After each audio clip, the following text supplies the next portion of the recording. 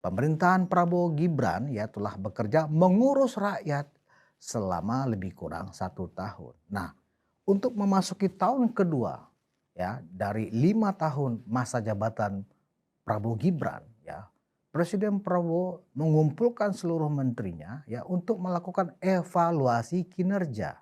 Menurut laporan yang kita baca ya, pencapaian anak yang sudah menerima program MBG hingga hari ini mencapai 55 juta orang. Wow. Terima kasih Pak Prabowo, kami bangga.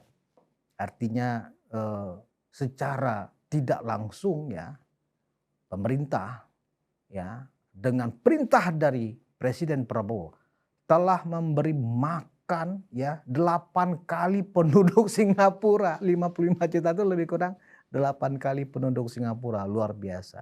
Program makan bergizi gratis atau MBG tidak ada kaitannya sama sekali ya, sebuah taktik, sebuah strategi ya agar Presiden Prabowo terpilih kembali di periode keduanya.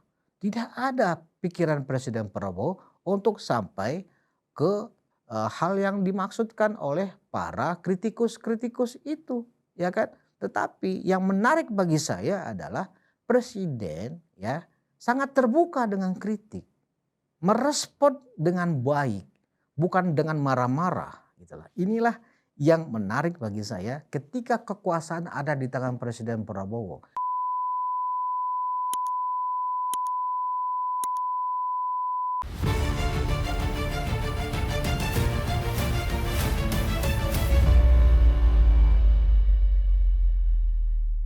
Hai hai, monolog Ruang Konsensus kembali menjumpai Anda bersama Budius Ma'rufiliang, anak Solo Mulyono, kandang termul, Prabowo Gibran 2 periode. Ya, jadi hari ini di dalam monolog hari ini saya akan mengulas tentang retreat ya, retreat Kabinet Indonesia Maju (KIM) ya, yang dilakukan oleh pemerintah dalam hal ini Pak Presiden Prabowo ya selaku kepala negara dan kepala pemerintahan yang digelar hari Selasa tanggal 6 Januari 2026 yang lalu. Ya. Ini adalah salah satu pembeda yang luar biasa dari presiden kita, Prabowo Subianto. Apa itu retret Hambalang judulnya? Ya. Jadi seluruh anggota kabinet termasuk kepala badan ya dikumpulkan oleh presiden dalam satu retreat namanya di kediaman pribadi Pak Presiden di Hambalang, Bogor, Jawa Barat. Nah, dalam retreat yang dilakukan percis di awal tahun, ini menarik sekali. Percis di awal tahun artinya pemerintah ini sudah bekerja lebih kurang 1 tahun.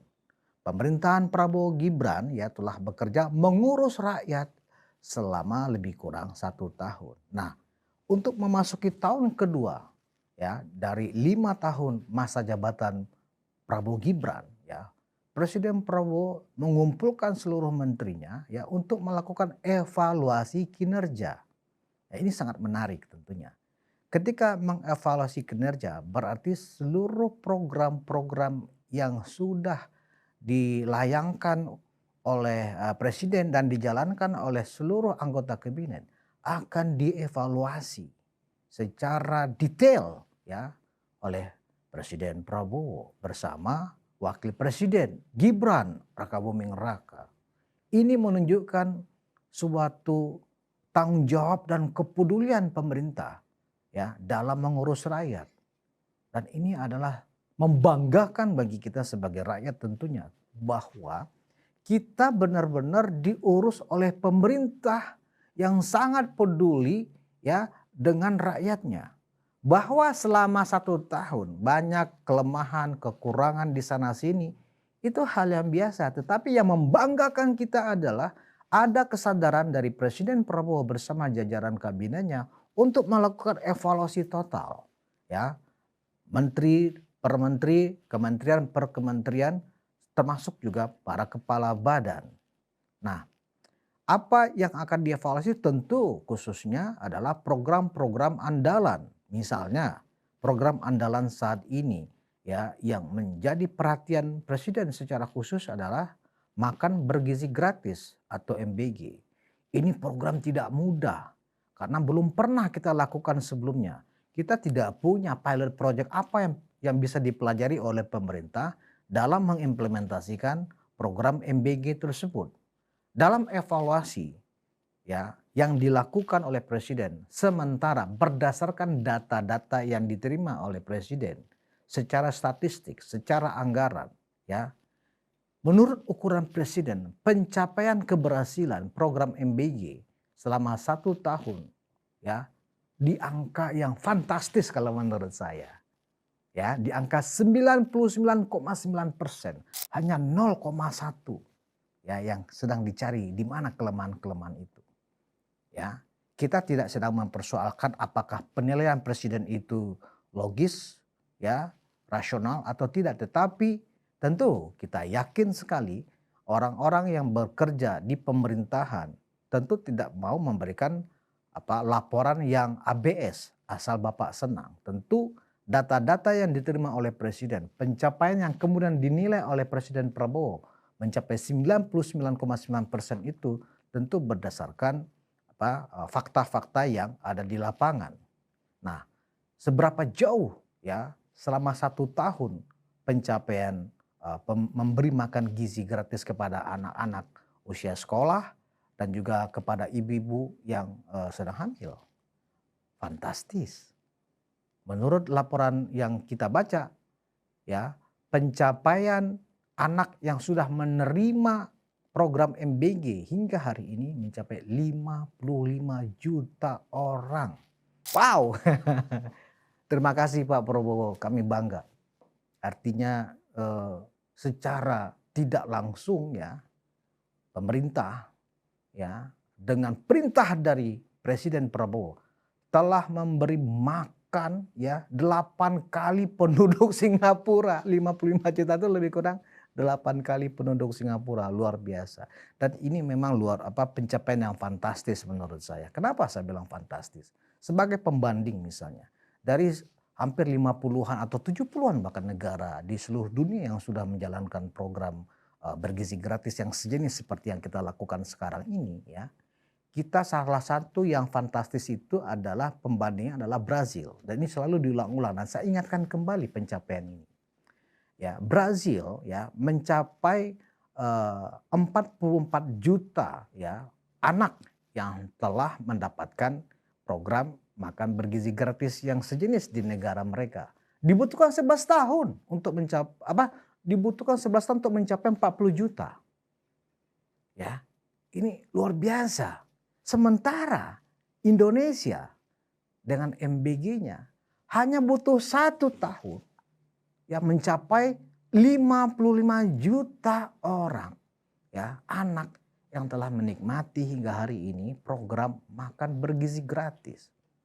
Kita nggak perlu perdebatkan lagi kemanfaatan pro kontra yang awalnya muncul pada saat program ini ya dirilis oleh pemerintah kepada masyarakat. Bahwa dalam pencapaiannya banyak try and error, ya itu biasa namanya juga sebuah program baru ya. Banyak misalnya ada yang misalnya keracunan, ada yang terlambat pembayarannya kepada SPPG, itu hal yang biasa.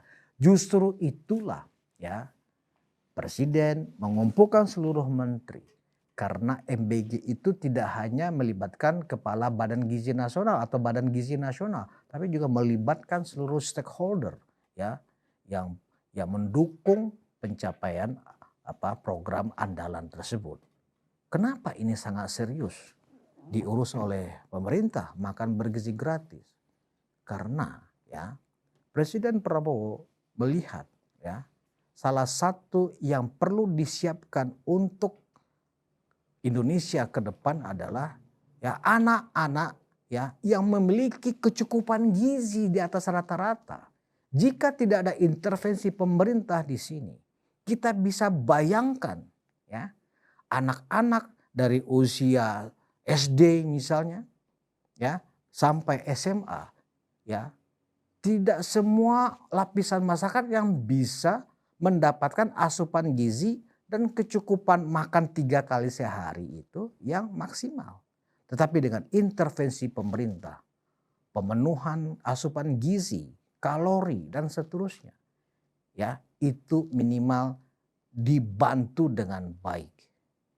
Ya, kalau kita kemudian membandingkan, misalnya seringkali kita melihat pelaksanaan MBG di negara lain, anggap saja misalnya di Tiongkok, di Cina misalnya, itu memang sangat rapi sekali, sangat tertib sekali, dan terlihat memang menu makanannya itu ya terlihat rapi dan kelihatannya sih pasti gurih, enak dan disukai oleh anak-anak. Apakah kita bisa sampai seperti itu? Saya yakin bisa, dengan hasil evaluasi yang misalnya dilakukan dalam retreat yang dilakukan oleh pemerintah. Dan apalagi misalnya yang akan dievaluasi oleh pemerintah. Saya hanya bicara tentang program-program strategis nasional, program-program unggulan. Yang berikutnya adalah misalnya ya pencapaian ya rumah rakyat. Ini juga pasti akan dievaluasi oleh Presiden Prabowo. Kalau misalnya masih banyak kendala-kendala, misalnya di dalam memperoleh lahan ya yang bisa dijual dengan harga yang terjangkau oleh lapisan masyarakat yang di bawah, ya itu ternyata memang mengalami kesulitan, itulah yang akan dievaluasi, termasuk juga sumber dana anggarannya. Apalagi misalnya yang akan dievaluasi, misalnya adalah tentang Danantara. Ini tentu hal yang spesifik ya. Danantara juga adalah salah satu ya badan usaha yang disiapkan oleh Presiden Prabowo pada saat awal pemerintahannya.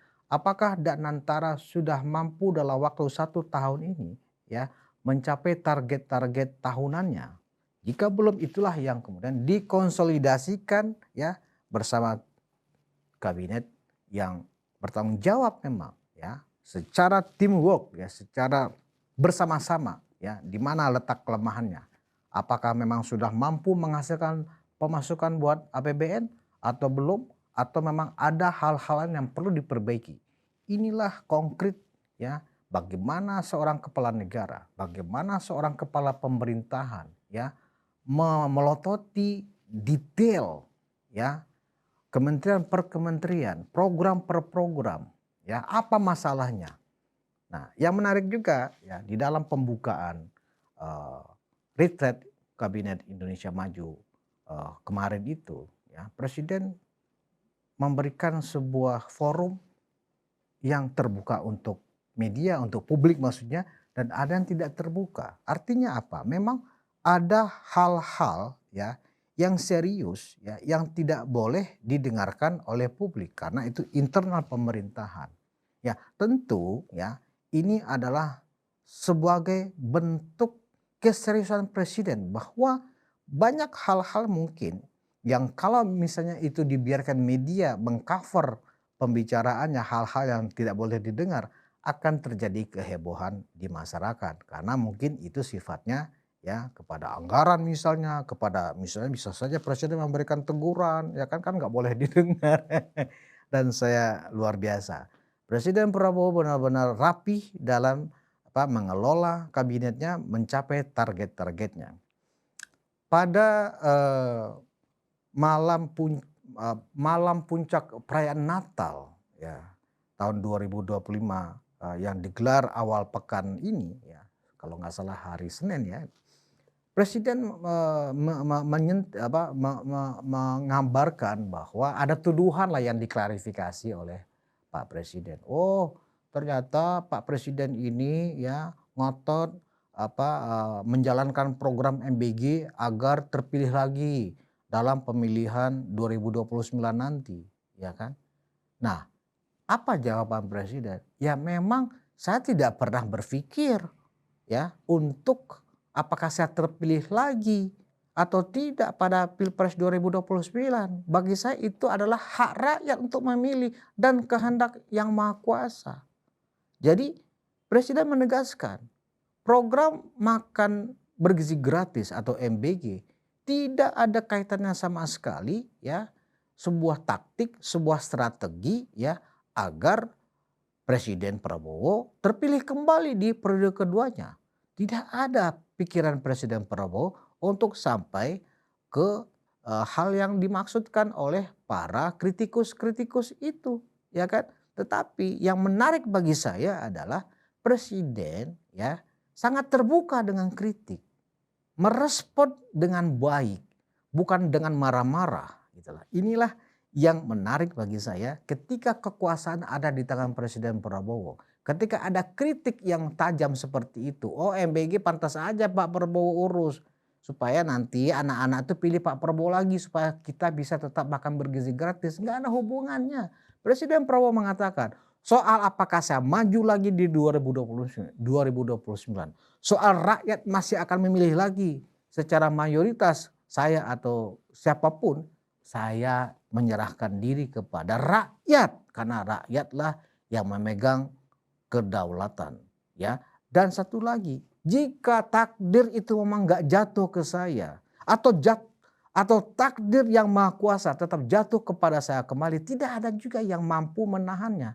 Saya pikir ini sebuah sikap yang saya pikir benar-benar bahwa Presiden Prabowo tidak pernah berpikir apakah akan terpilih lagi atau tidak pada saat pemilihan presiden 2029 nanti. Artinya apa? Catatan bagi kita, Presiden Prabowo sudah menegaskan dan ini adalah harus kita perhatikan semuanya, khususnya kepada para partai-partai politik, kepada kelompok-kelompok politik ya yang punya tujuan-tujuan yang tidak baik ya, mengganggu pemerintahan ya dan seterusnya ya.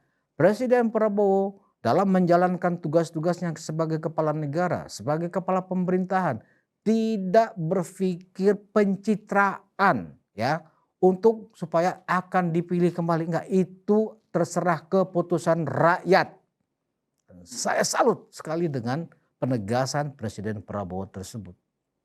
Manakala di dalam pelaksanaan tahun keduanya ini Presiden Prabowo kembali melihatkan prestasi yang bagus misalnya ya, MBG kembali targetnya mencapai target mendekati 80 juta. Saya pikir untuk mencapai target MBG 80 juta pengguna ya dengan raihan 1 tahun bisa mencapai 50 juta. Saya pikir tinggal pekerjaannya sudah selesai hampir 75%.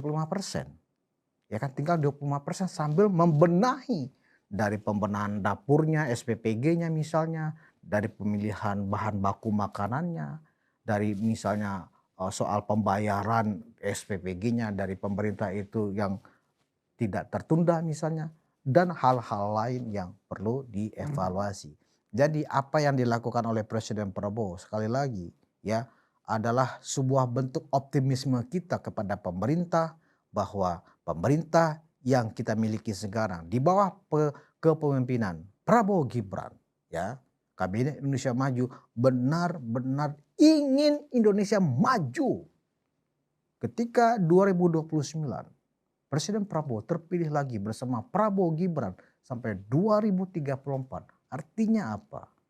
Kalau kemudian dilanjutkan oleh misalnya ya karena yang sudah 10 tahun mendampingi Presiden Prabowo ya kan, berarti kemudian ada peluang besar bagi wakil presiden yang 10 tahun mendampingi presiden untuk melanjutkan 10 tahun ke depan menjadi sampai 2044. Jadi inilah yang disebut oleh Pak Jokowi pada awal Pilpres 2024. Keberlanjutan dalam mengurus rakyat. Pak Jokowi menyelesaikan kepemimpinannya ya dengan cemerlang 2024. Banyak sisa-sisa pekerjaan dan program yang mesti dilanjutkan. Berlanjut bersama Prabowo Gibran 2029-2034. Nah, ketika per tahun dilakukan retreat seperti ini, artinya kita sebagai rakyat optimis bahwa pemerintahan Prabowo Gibran tidak mau mengecewakan rakyat, tidak mau mengecewakan pemilihnya, bertanggung jawab dan konsekuen dengan janji-janji yang disampaikan pada saat kampanye nanti. Manakala sampai 5 tahun kita diurus oleh pemerintahan yang bertanggung jawab kepada rakyat seperti ini, makanya tidaklah aneh manakala Presiden Prabowo terpilih kembali bersama Presiden Prabowo Gibran ini. Nah, demi keberlanjutan juga tidak aneh juga manakala nanti ya artinya 2044 itu saya sudah umur berapa ya, masih ada atau enggak pun kita nggak tahu nih, walau alam bisawab. Tapi setidaknya konsep keberlanjutan ini 2024, 2044 artinya apa? 20 tahun. Itu adalah masa-masa kritis kita menuju Indonesia emas. Itulah yang ditargetkan oleh Presiden Jokowi. Kita sukses mencapai Indonesia maju, ya, menjadi Indonesia emas dengan income per kapita kita ya rata-rata pendapatan penduduk mencapai 12.000 sampai 15.000 US dollar. Artinya apa? Rata-rata pendapatan penduduk kita jika Presiden Prabowo bersama Wakil Presiden Gibran Rakabuming Raka bekerja serius seperti ini, dilanjutkan periode keduanya, dilanjutkan juga seterusnya oleh anggaplah saja misalnya oleh Wakil Presiden maju sebagai Presiden terpilih, 10 tahun juga memimpin terus program-programnya terus berkelanjutan, tidak menutup kemungkinan ya kita akan menuju negara yang rakyatnya mulai sejahtera, income per kapita 12.000 sampai 15.000 Anda kalikan saja 12.000 dolar dikalikan, anggap sekarang bisa 16.700, Anda kalikan aja, itulah rata-rata ya per tahun. Anggap saja misalnya itu sekitar 180 juta dibagi 12, Anda bayangkan. Karena itu sebagai rakyat, sebagai penutup dari monolog saya ini ya, kita harus dukung pemerintahan ini dengan akal sehat, dengan hati yang bersih, tanpa melupakan pengawasan kita sebagai rakyat. Tanpa perlu kita juga, saya terlalu suka sama pemerintah ini, nggak perlulah kita kritik. Nggak begitu juga, tetap kita awasi, kita kritik. Tapi kritik yang membangun. Manakala ada gangguan, ada pengkhianatan di dalam kabinet, saya yakin Presiden Prabowo akan tindak tegas siapapun itu. Demikian monolog hari ini. Terima kasih atas perhatian Anda. Kita bertemu di episode monolog Ruang Konsensus berikutnya. Wassalamualaikum warahmatullahi wabarakatuh.